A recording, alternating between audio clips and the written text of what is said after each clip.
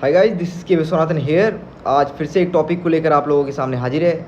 यह वीडियो खासकर उन लोगों के लिए है जिन्हें मेरी बातें गलत लग रहा है, या फिर मैं गलत लग रहा हूँ, या फिर मेरा आवाज़ उठाना लोगों के लिए, अपने गांव के लिए, अपने स्टेट के लिए ये गलत लग रहा है। तो उनसे मैं यही कहना चाहूँगा, मैं अपना इंसानियत धर्म निभा रहा हूँ। जो हमारा राइट्स है, इंसान के लिए बनाया गया राइट्स है, हमारा संविधान में जो लिखा गया है उस पर ही मैं बात कर रहा हूँ। देखिए, मैं बिल्कुल संविधान के दायरे पर रहकर अपनी बातों को रख रहा हूँ।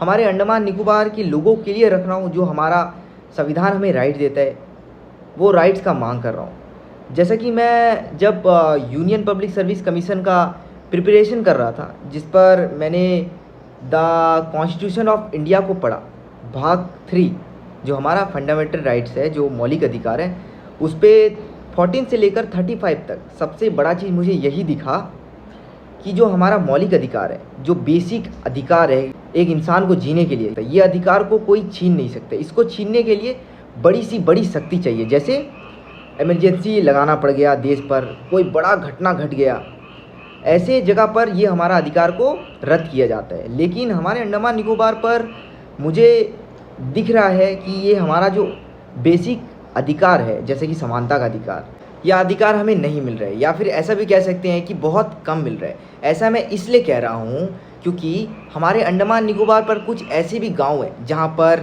रोड, पानी, बिजली, नेटवर्क, मेडिकल की सुविधाएं, ये सारी चीज़ें नहीं हैं। वहाँ पे रहने वाले लोग डिबरी बत्ती जला कर रहते हैं। सबसे बड़ी बात तो बच्चों का फ्यूचर बर्बाद हो जाता है उस गाँव पर। कैसे?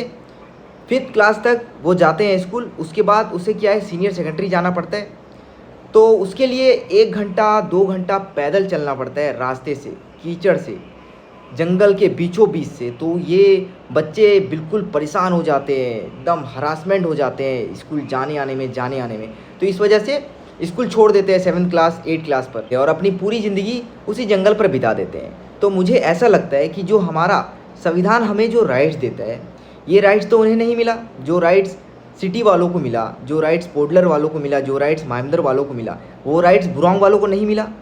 वो लोगों के साथ ताल से ताल मिलाकर चल नहीं पाया, अपना पढ़ाई नहीं कर पाया, अपना देश को जान नहीं पाया। ऐसे बहुत सारे राइट्स नहीं मिला उसको। तो ये हमारा समानता का अधिकार के अंदर ही आएगा। अभी आप ही लोग बताइए गाइस, जब संविधान कहता है कि भैया मौलिक अधिकार को छीनने के लिए बड़ी सी बड़ी शक्ति चाहिए, कोई भी एर गैर लल्लू पंजू आकर मौलिक अधिकार को छीन नहीं सकता है, लेकिन अंडमान निकोबार पर क्यों? समानता का अधिकार कहाँ है?